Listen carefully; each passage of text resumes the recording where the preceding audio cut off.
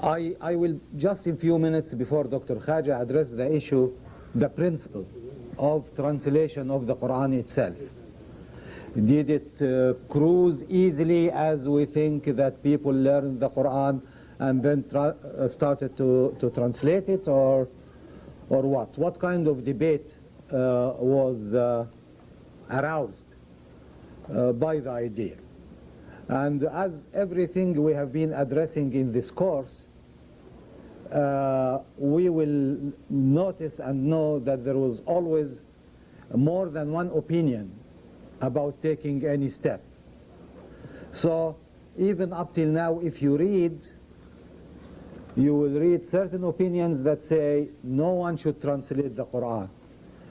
And they are basing this opinion on the verse that says, إِنَّا أَنزَلْنَاهُ قُرْآنًا عَرَبِيًّا, that Allah said, I revealed it in the Arabic language, so that is that, and nobody is allowed to translate the Quran. Of course, this opinion was holding in the very early stages of Islam, but as we, I think, talked before, that Islam did not progress, it exploded.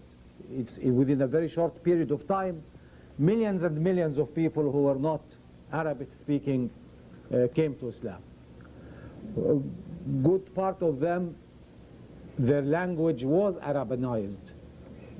A good part of them, their language was not, or was not to a sufficient extent Arabanized to read the Quran in Arabic. As you might know, or as we should know, for example, Egypt took about 400 years for the language to change. So it is not something instantaneous as we think, that Islam came, they opened the school, taught Arabic people. No, it took generations and generations for people to change.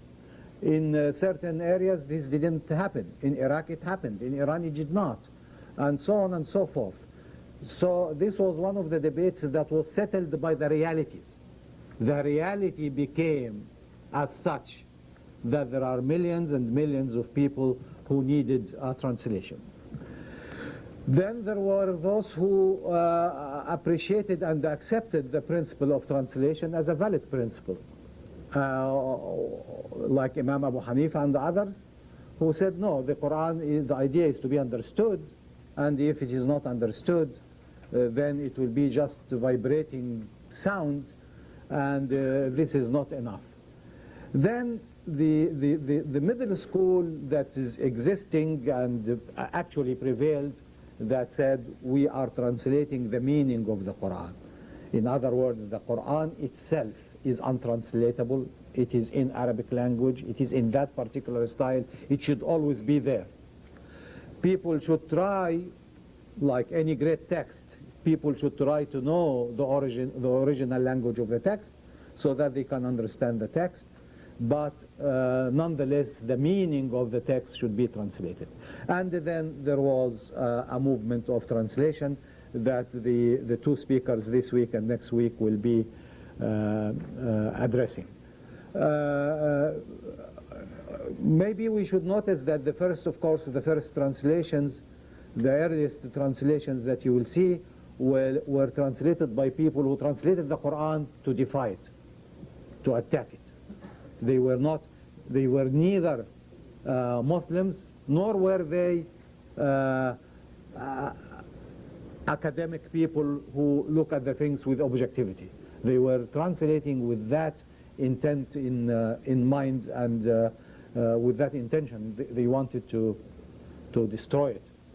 Then after that things matured, as you will see, and I will not speak any further now. I'll ask Dr. Khaja to take the podium from here.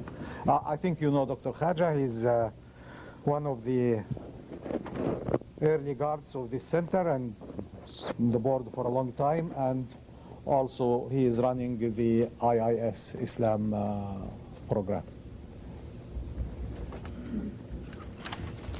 And he's a physician, incidentally. Incidentally. It's becoming more incidental.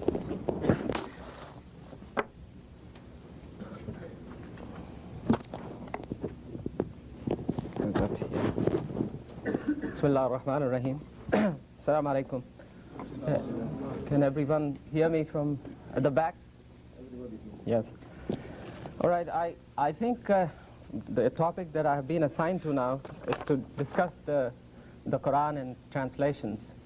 And you have this yellow flyer on your seat, and if you bear with me, I'll tell you what we have accomplished in this direction on television. We have a whole series, The World of the Qur'an, and you know, for the last 15 weeks or more, Dr. Meher and others have been trying to make a convincing case for making the Qur'an a part of our lives.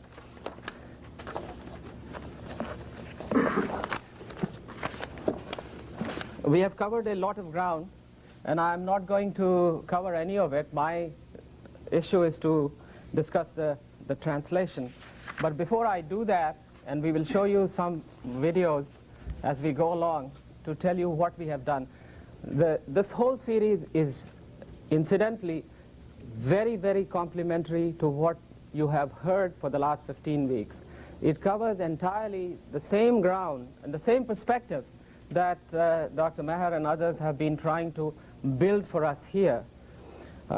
The basic question that he has posed to us is, how do we understand and operationalize the message of the Qur'an?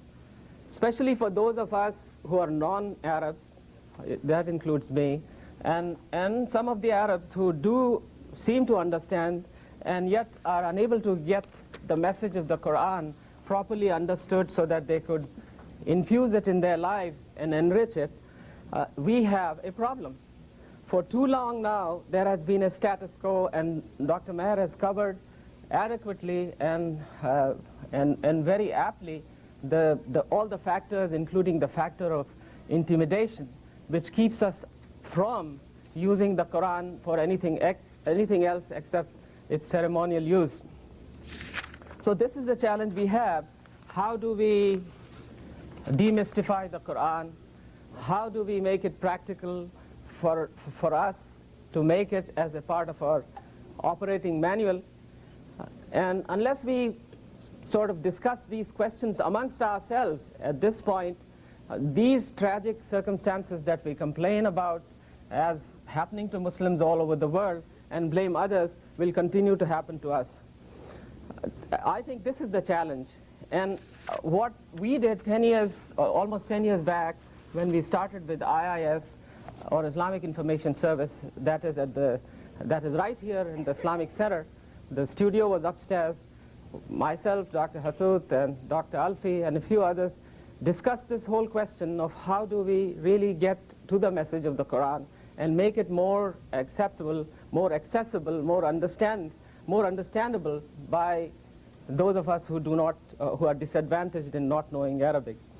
So the prevailing set of attitudes regarding the Qur'an on the part of the Muslim, which has led to this near total calamity for us, because we are separated from the Quranic message, and we continue to remain thus because we are either intimidated or we feel that we really cannot comprehend the depth of its message.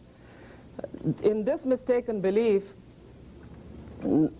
that only those who have the knowledge of Arabic language can understand or interpret the message of the Qur'an, we have handed over this responsibility, as Dr. Hathout has said, to others and remain content on being the followers. So this taqleed has had disastrous consequences, and everyone here knows. And then, ironically, when we go into a dialogue or discussion with non-Muslims, with Christians, we emphasize the real characteristic of Islam, and that of individual accountability to Allah subhanahu wa ta'ala. And yet, you see, this is a paradox. When you say individual accountability to Allah subhanahu wa ta'ala for your action, which is the strength of Muslims, and we maintain a dialogue and we tell them that they have handed over the responsibility to intercede on their behalf, their faith, and this is the strength of Islam, we are convincing. But are we convincing ourselves? We have to convince ourselves that this really is the strength of Islam. We must assume our responsibility. We must assume that we must be sure that we translate it into action, and the action will only be based on the understanding of the Qur'an. Generation after generation of Muslims are growing up with this mindset, and the Qur'an and its message are becoming more and more distant in our lives. In fact, there is a great illiteracy amongst Muslims, which is also another factor. If you look at the Muslim world, especially Muslim women are considered, according to United Nations data, one of the most illiterate group. The literacy, instead of going up, has sort of fallen down. So when you take the factor of illiteracy, when you take the factor of understanding Qur'an through others and not really approaching it with any degree of confidence, then we are stuck. And this is a very critical issue in our dealings with the West, for our future, in fact, for anything to happen in the Muslim world. The single most important thing that we should look at very objectively is that we are really, really lacking in self-confidence. And when I say that we don't have self-confidence, I don't mean that we don't have self-confidence because economically we are impoverished or technically we are inferior. All of those factors are there. But the foundation of all of that is that we do not have the self-confidence to approach the Qur'an. This is where our self-confidence has been derailed. When we were the so-called rulers and we take great pride in quoting the time that we were on the top of the civilization and we ruled the world, the question is why and how? And the answer is also very obvious. As long as we remain attached to the message of the Qur'an and took that as the marching order for us, we remained on the top. The moment we fell away from the Qur'an, we have remained in the abyss of history, and we shall continue to flounder there. If you take the West, the situation is exactly the opposite. West, as long as Christianity I'm talking about, it remained adherent to its principles in the beginning, in the medieval period. There was a great deal of oppression of their own people. There was a great deal of superstition. There were a great deal of wars. And they were the backward people at that time, so they decided to set aside their own beliefs, and that is how they have arrived at a level of civilization that they are in. So I think we have to look at all of these factors very honestly, and Dr. Hathout has, and the whole group here has made tremendous efforts to bring it to the attention of all of us to whom this question has been in our heads. To us at Islamic Information Service, this question was obviously foremost, and about 6 years, 7 years back, long before this translation of Muhammad Asad hit the Islamic centers across the country, I happened to have read a translation, and this question was bothering me a great deal, and I wanted to understand the Quran one way or the other. When I looked at his translation and when I read the introduction, I felt that here is something that really challenged my intellect and gave me what I needed. So in other words, any translation, or there are many translations, and as Dr. Hathout has said earlier repeatedly, that you could use any translation or any 2 or 3 translations and make a sense of the Quran. And we found, when I read the translation, I said we need to interview him. Now, to interview him for a program. The thing is, for the Arabs, and I'm talking like from a non-Arab perspective, the translations into any other language, the need for them was not that imminent, because they felt, as again was pointed out earlier, erroneously perhaps, that they understood, so it was a matter of fact, they took it for granted, and they said, well, we understand Arabic, why do we need translations, and why do we need to read anything other than in the original sources. And so therefore, for the Arabs, the issue was a non-issue. For the non-Arabs, for the people from Indo-Pakistani subcontinent and others, this was a very critical issue. So the Quran has been translated in almost every language there is. And our series, which is of almost about 10 parts, as you will see, covers some of those. And this is the result, actually, of research and work for almost about 2 years, at least of my life, I think. I've kept adding to it. I've gone back and revised. So coming back to Muhammad Asad, we found where Muhammad Asad was at that time. He was almost 89, 90 years old. He was living in Spain, in some small village. With great difficulty over the phone, I convinced him that he needed to interview with us, and he agreed. And at that time, this was about 5, 6 years back, there was hardly any money to take the crew to go out and to cover and to tape and all of that. But alhamdulillah, with help of everybody here, we were able to do that. And he was at that time about 89, 90 years old. But he was as bright and as articulate, as clear thinking as I have ever known anybody. And that certainly is one of the high points in my life, to have met this great learned scholar whose translation is sort of affecting or touching our lives and all of that. So reading and understanding the Quranic Arabic should remain the ideal, but in the meantime, especially for those of us who are educated and are able to read and understand a good translation in English, the message of the Quran awaits us. If we recite the short surahs, I'm giving you an example from my own personal experience. In the prayers, we go and we stand up, we line up, and we recite the short surahs which we have memorized. Now, what is the function of prayer? Prayer is obviously a supplication to Allah subhanahu wa ta'ala in a meaningful way. It is a dialogue, it's an opportunity that you stand there and you present whatever is in your mind through a suitable language which has been defined for us as the Quranic surahs. Now, how much better it would be for you to understand whatever short surah that you are reading. As you recite the short surahs in Arabic during our daily prayers, our mind should flash for us the meaning of these surahs instantly. Then alone we will feel that it is indeed this whole message of the Quran being internalized. When I'm saying Alhamdulillah, I really must feel the buzz of Alhamdulillah. What does it mean? To sort of literally say Alhamdulillah and walk away, it really is nothing. So I think this is why understanding or comprehension is so important.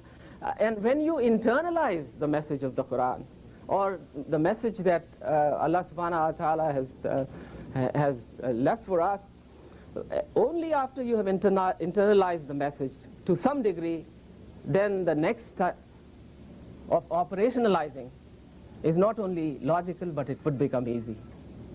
So I think this has challenged me a great deal, and I've thought about it, and for that reason I have taken the short surahs that I use in my prayers, and I have read them countless times from different translations, and I've tried to say, well, all right, those of us who speak English as a second language or first language or what have you, as soon as we start on that, for instance, those who don't have English as their mother tongue, but have sufficient fluency in English, when they are talking to others in English, they are either thinking in their language and translating it in English to talk, or their processes from their childhood are such that they are thinking in English and talking in English. Either may be the case, but when you come to the understanding and making the prayers more beneficial, more meaningful, a greater depth of understanding, a greater bonding with Allah subhanahu wa ta'ala, you literally have to dwell on this, and you say, well, all right, if I'm going to say Alhamdulillah Rabbil Alameen, the flash in your mind is exactly that meaning. It should become conditioned. And that will only come if we spend some time on these things. So anyway, otherwise, when the call goes out from here to operationalize the Quran in your lives, that whole process will remain arrested, and Quran will continue to be to be used ceremonially. When someone is dying, as he said, or when someone is in a state of happiness, that ceremonial use of Quran currently is the only use for the majority of Muslims. Other than that, it is not being used as an instrument of social and moral change, which will reform us and reform the society. So, after having given these introductory remarks, if you bear with me, what I will do is, this series is a huge one, and again, as I said, it has taken almost 2 years to make this, and it has a list of scholars at the end, and you will see that all of these viewpoints have been incorporated in making this. So I'll give you a glimpse of this, and then in the end we will talk about some of these things that you will see. Please. Yeah, lights.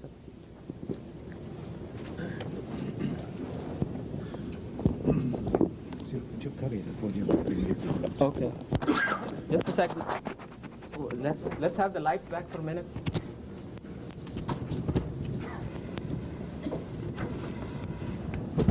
I think that's better here.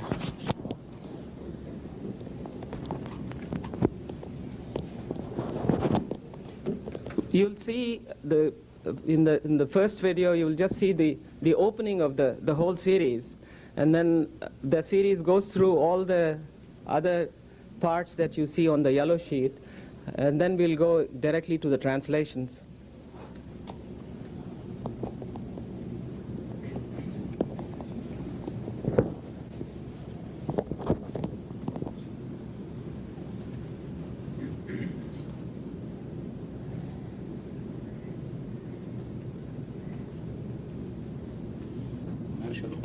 Patience as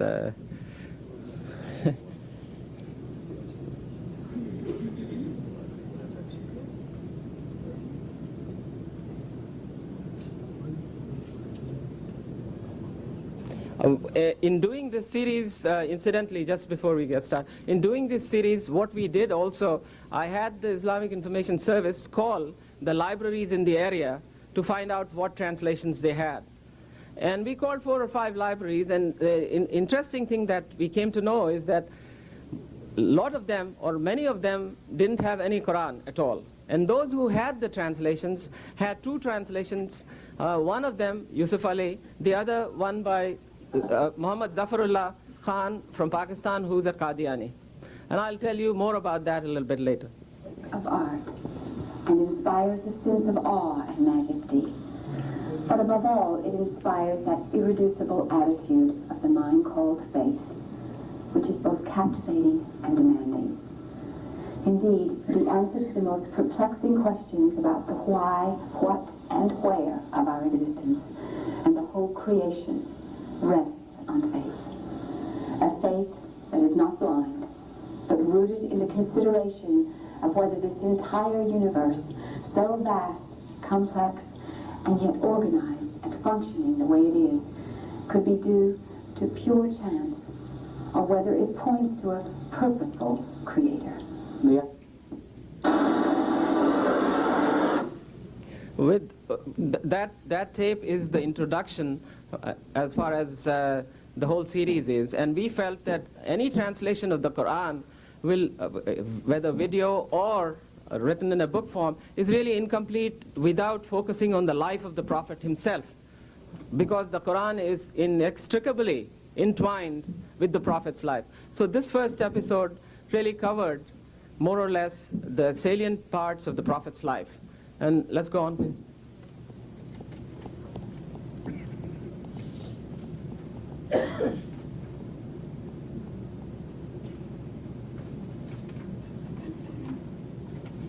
To put together a summary of 10 or 12 tapes is a difficult task.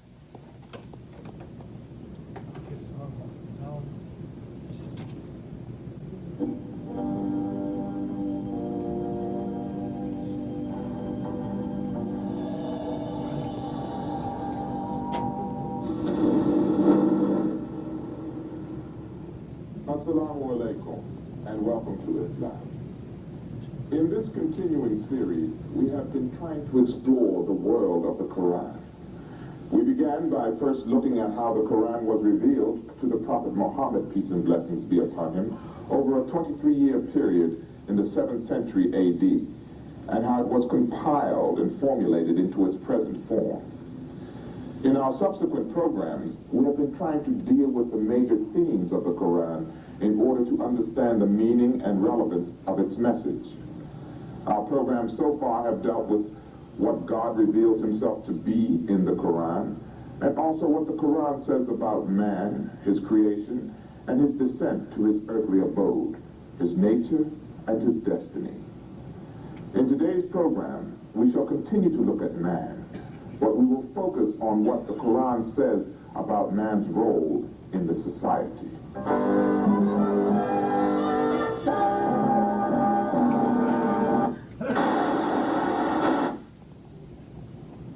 Now you look at the translations. This was just a prelude to get you initiated with the whole series. Again, as I emphasized, the series is really very comprehensive and has dealt mostly with what has been dealt all throughout the course here.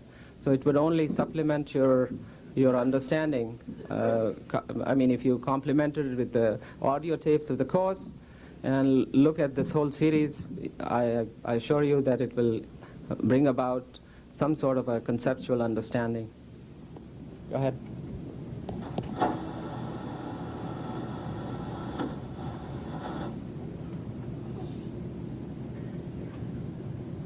Among the currently available translations in English, the most popular and widely circulated one is that of Abdullah Yusuf Ali. Since its first release in 1934, it has gone through several editions. Its original form has been changed to the present one by a committee in Saudi Arabia. They have rearranged it to some degree, but more importantly, some of the commentaries have been rewritten or reinterpreted. I think the committee should have made another translation if they were really not happy with the translation of Israeli. However, they found that probably it will take more time and more effort, so they went to an easy route, just take out objectionable parts from Israeli translation, because everybody agreed that most of the translation is good and most of his commentary is also good. Only few parts were objectionable, so they tried to take them out. Some of his wording, for example, he used the word mystical very often, and people found it very difficult to understand that this word mystical. So they have taken that out. Some of his interpretations were considered not correct. For example, when it comes to the interpretation of the concept of riba, interest, Yusuf Ali's opinion was that bank interest is not considered riba. And so the modern scholars, they have taken that out. And that interpretation from his commentary is taken out in the new revised version. In the preface to the new version, it is written, "In order to produce a reliable translation free from personal bias, a royal decree was issued by the custodian of the two holy mosques, King Fahd ibn Abdulaziz, at that time the Deputy Prime Minister, authorizing the General Presidency of the Department of Islamic Researches, IFTA, call and guidance to undertake the responsibility of revising and correcting a particular translation. The committee found that there was no translation free from defects. Due to the limitations of time, they did not opt to produce a new translation, choosing instead to revise Yusuf Ali's translation, since it had distinguishing characteristics, such as a highly elegant style, a choice of words close to the meaning of the original text, accompanied by scholarly notes and commentaries. The committee thus revised and corrected by comparing and then adopting best expressions, as well as by introducing fresh expressions where necessary. Yusuf Ali's translation is, I think, one of the best translations. It has both translation as well as commentary. Sometimes we may not agree with some of his commentary, but I think he tried a very good job in making the translation. From the introduction to his translation, which has been omitted from the new edition, one could discern that Yusuf Ali was taught Arabic right from his childhood. One also learns of his personal reasons for undertaking this huge task, the difficulties he encountered in translating, and it is here wherein he lists all the sources that he used in writing his commentaries.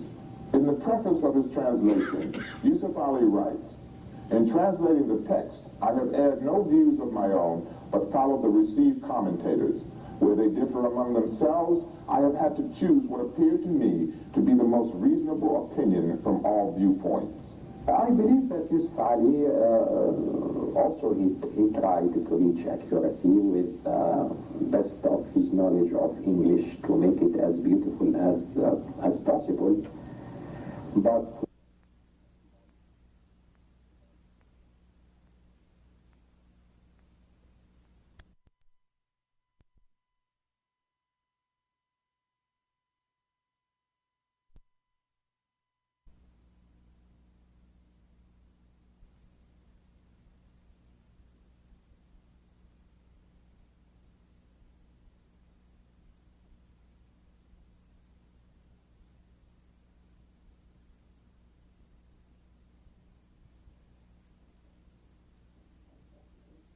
as possible.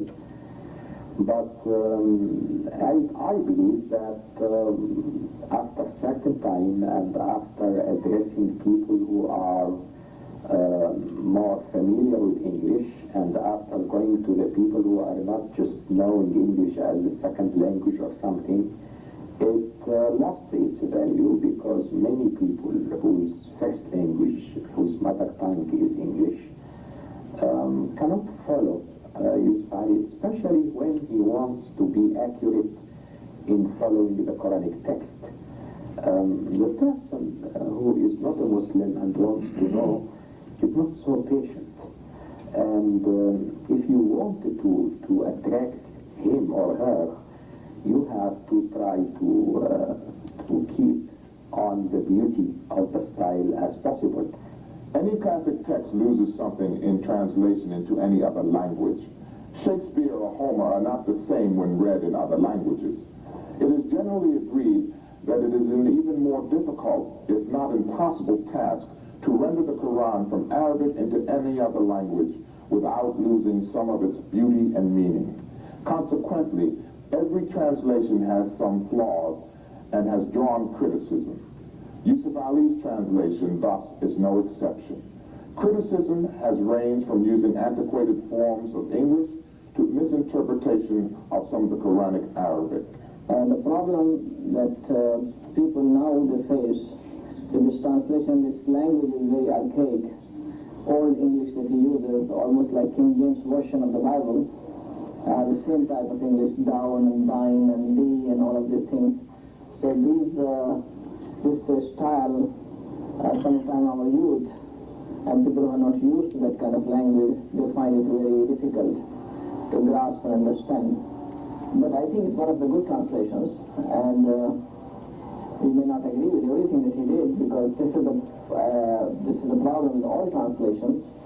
Translations are types of interpretation that a translator makes of his own understanding, whatever he understands of the words of the Qur'an, and then also his choice of specific words of another language, in this case English language. So sometimes we agree and sometimes we may not agree, but I think by and large he has followed classical commentary of the Qur'an. And there is a new revision of Yusuf Ali's translation is done, which is published by Amana Publishers. This revision was made by Dr. Ismail Faruqi, who was also a great scholar of Islamic studies and Arabic language, and he did some revision of his commentary, which is published by Amana Publishers. So you have another version of Yusuf Ali also available. Quran, as I said, as it is not an easy book, it needs a study, not a reading. That's why the footnotes and all these explanations are important. And that's why there is some scholars now, Arab Muslim scholars, who said that we should translate only the commentary on the Quran, because it is elaborated enough to let the common person understand. While the meaning of the Quran, however developed it may be or elaborated on, it is still not understandable. So I believe that if reading the Quran needs a study, and I believe that any common reader who wants to read the Quran as any newspaper or something will get nothing. That is something in any artistic and literary text. You cannot read Shakespeare or any translator who may translate it in an easy way and in a very common English so that it may be read in the train while you're... That is impossible. Then it is not Shakespeare, it's something else. The events of Shakespeare may be very limited in any play, but how he deals with them, that is the miracle of Shakespeare.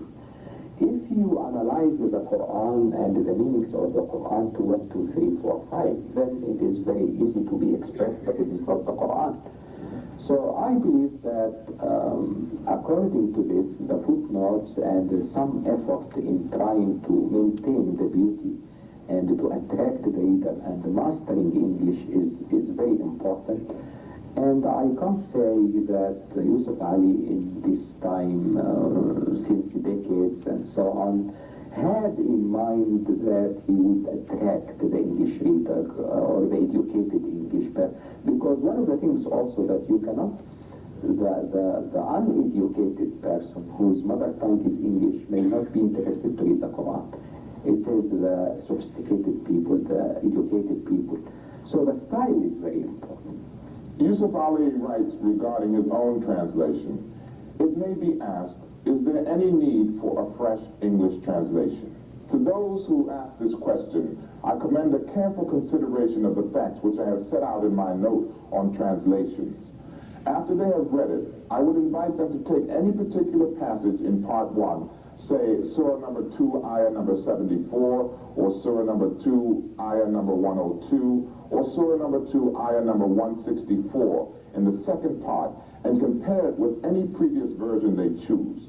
If they find I have helped them even in the least bit further in understanding its meaning or appreciating its beauty or catching something of the grandeur of the original, I would claim that my humble attempt is justified. Himself an English convert to Islam, Marmaduke Pickthall's The Meaning of the Glorious Qur'an is approved by many Muslims. His translation is criticized as being too literal and dry, creating a monotonous and static feeling or effect. Pickthall's translation is also of the same time as Yusuf Ali's translation. Maybe a few years before Yusuf Ali's translation, Pickthall published his translation. And Pickthall was an Englishman who spent some time in Egypt and in India, in Hyderabad, and he was very knowledgeable about Arabic language. He learned Arabic well. In his translation, in the preface of his translation, he admitted that this is very much like a literal translation he has done, but he tried at the same time to translate some of the charm of the Quranic style, but still he admits that far from that. This translation has not done that. It is just an effort, but it's not that book that moves the person to tears, and the heart trembles when he hears these words in Arabic language. He says this is an effort that we have done. It is a very literal translation. Now, again, the language is archaic. The language is the same King James type language. And some places, the scholars have discovered that he also made some mistakes in his translation. That is, but these mistakes are mostly grammatical mistakes from understanding the Arabic and Arabic itself. I believe that he did a good job, especially in this early time. He proved to have a good grasp of the Quran and its meanings. Sometimes I find the meaning obscure. The clarity is not there. Definitely the eloquence of the Quran is not there. Arabic is more beautiful. But also the clarity is not there, because he tried to follow the structure of the Quran as possible.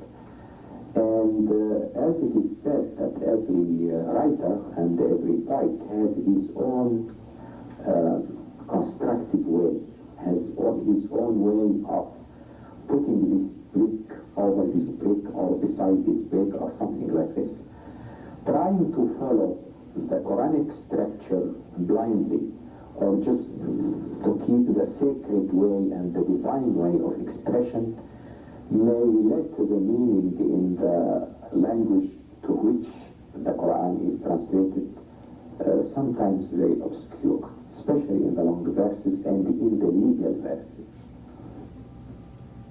ولو جعلناه قرآنا أعجميا لقالوا لولا فصلت آياته أعجمي وعربي قل هو للذين آمنوا هدى وشفاء والذين لا يؤمنون في آذانهم وقر وهو عليهم عمى أولئك ينادون من مكان بعيد. T.B. Irving has differed from the earlier Muslim translators. His English translation of the Quran is rendered by his own claim into everyday American English, which ordinary people use. Well, I think the first thing to say is in 1935, when I met this Muslim from Bombay, one of the things he sent me in the books was Yusuf Ali's translation, and that had just been printed in 1934 in Lahore, I think it was. And I remember reading it, and I thought, my God,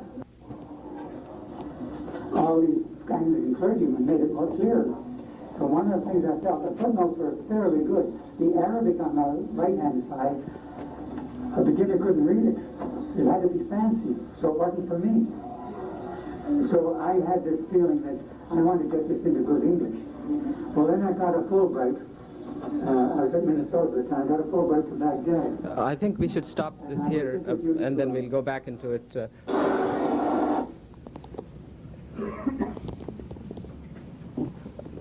As you've just seen, this is a very in-depth exploration of most of the currently available translations in English. Muhammad Assad's is also in there, T.B. Irving, and earlier translations from the non-Muslims and their perspective. Why did they translate? All of these themes are very carefully explored with the help of the scholars and their differing point of view. You can even, in looking at these tapes, you can see that there are differences of opinions within the scholars also, which is also healthy for our understanding. So we have sort of kept our focus on bringing a broad range of views so that you yourself will get more interested, more stimulated, and are able to follow the Quran and the difficulties these scholars are talking about. So I think what I will do is to leave some time for questions. I'll be happy to answer those. The yellow form you have, we are releasing this series for Ramadan. You can place your order with Farouk if you want the series, and we'll have it shipped to you in the next couple of weeks or what have you. Questions now. Can you put the light on? We have time for about 3 questions, I would say.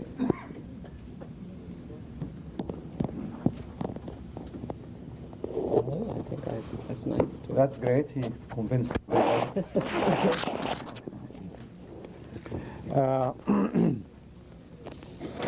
I think what Dr. Khaja in a nice way showed us, that definitely there is, in the beginning of his talk, definitely there is a necessity to have trials of translation and commentaries. And he tried to explore some of what is available and what has been happening to them. When you read all the commentaries on the Quran in Arabic, you will find something interesting. They write the thing, then they write al-hamish, means the margin, and they comment. Then after a couple of generations come and say sharh al-sharh, the explanation of the explanation, still in Arabic. Then they come after sharh al-sharh, and or hamish al-hamish, and so on. And for people like myself, when I started reading at earlier age, I was, number one, first thing, I was very perplexed, because in some books I couldn't find what the guy said, because after I read, I discovered that this is sharh al-sharh al-sharh, the explanation of the explanation of the explanation of what the man said. And I used to make fun of that. However, when we became older and wiser, I found that this is making not only great sense, but this is actually what's happening. They were honest. So he didn't change the text like this Saudi committee did, because this is pure intellectual dishonesty. Whichever way you want to call it, whichever excuses you mention, they didn't like this and they didn't like that, who they think they are. They are human beings who probably things that they didn't like are the correct things, as it happens in most of the cases. But the point is, if to maintain the integrity and the intellectual and the academic honesty, you write your own commentary on the commentary, but you don't go to the man after he died and you take his text and change it because you disagree with some of what he said. I think this comparison shows the miserable intellectual and academic decline we suffered in our modern existence. And we are not comparing it to Asr al-Sahaba or the times of the Prophet. We are comparing the discourse as it developed on the hands of scholars. But they had certain very basic things that I don't have the right to disrespect your opinion. I might disagree with it.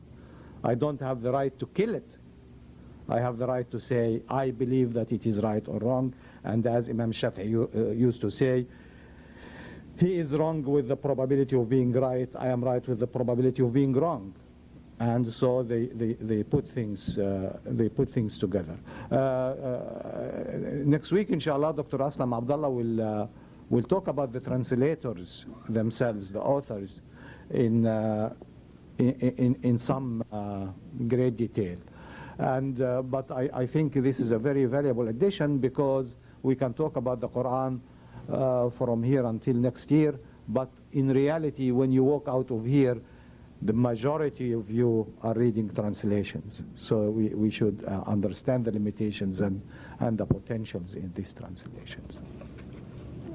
Oh, now they are asking the questions. Okay, we'll take these 3 questions that we promised, the sister, the brother, and the brother in the back. And Dr. Khaja, you are supposed to be here. Please. Alaikum salam. These series of tapes that we have, we can also use them with the series of tapes from our classes that we're having now to combine us while we're reading and studying the Quran? Yeah. No, they complement each other. And the videos will be available of the whole series as is, will be announced. And please, because these things are a bit expensive more than the audios, if you are planning to buy the series, please put your name and address, etc., and your intention to do so at the bookstore. Besides, if you are going to order those are very complementary to what we have been doing. Right? Assalamu alaikum. A question has been raised in my mind many years ago, in which you also commented on that, Dr. Hadood, about the translations which are available, done by some scholars in their own words, and particularly my reference is about the English interpretation of the Holy Quran, which is available only in the English form, without the Arabic text. Uh-huh. Now I'm asking a suggestion, or maybe your own viewpoint. That text is, in English, is going to be preserved for maybe thousands of years after we die. Another generation will come tomorrow.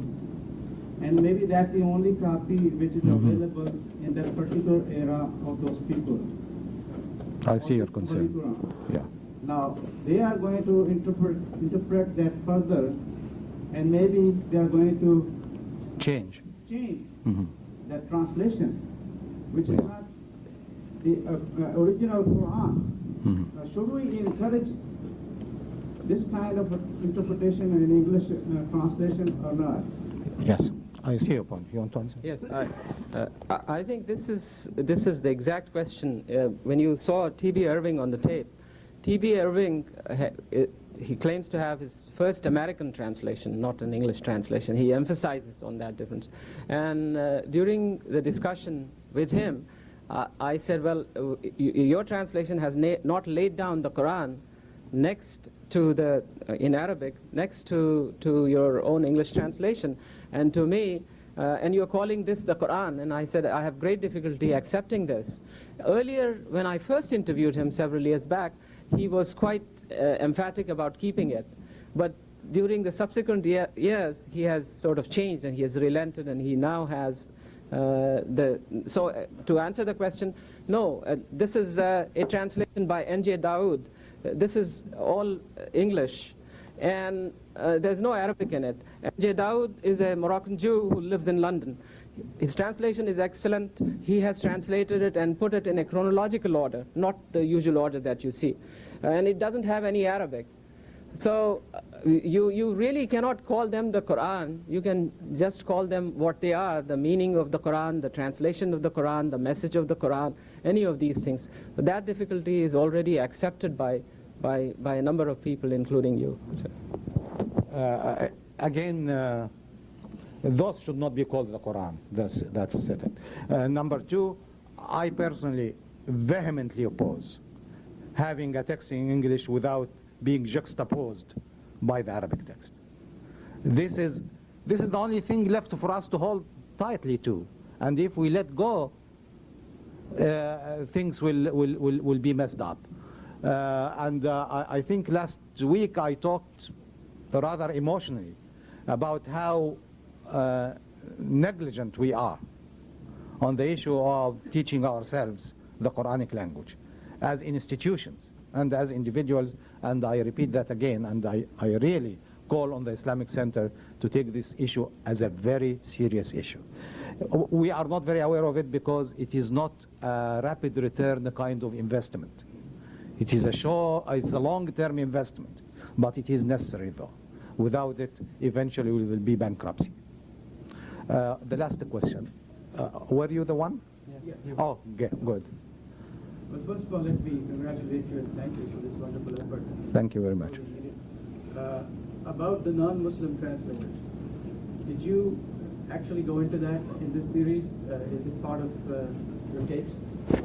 Especially some of the ulterior motives that I think we can ascribe to some of these non-Muslims. Yes, I think we, as you look at this whole series, we have one tape entirely devoted to non-Muslims who translated Quran in English. And as you rightly point out, their ulterior motive and their perspective of why they wanted to do it. In fact, I have some of the copies of the English translations here, the ones that I used. And in them,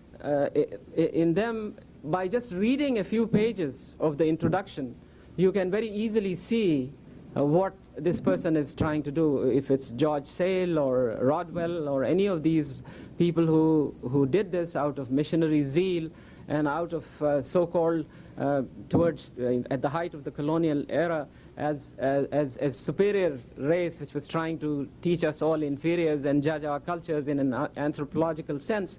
All that is made in the first. There are two parts to the translations, as you will see towards the end. One is by non-Muslims, and that deals with these issues. Thank you. Thank you very much, Dr. Khaja. And announcements, important announcements.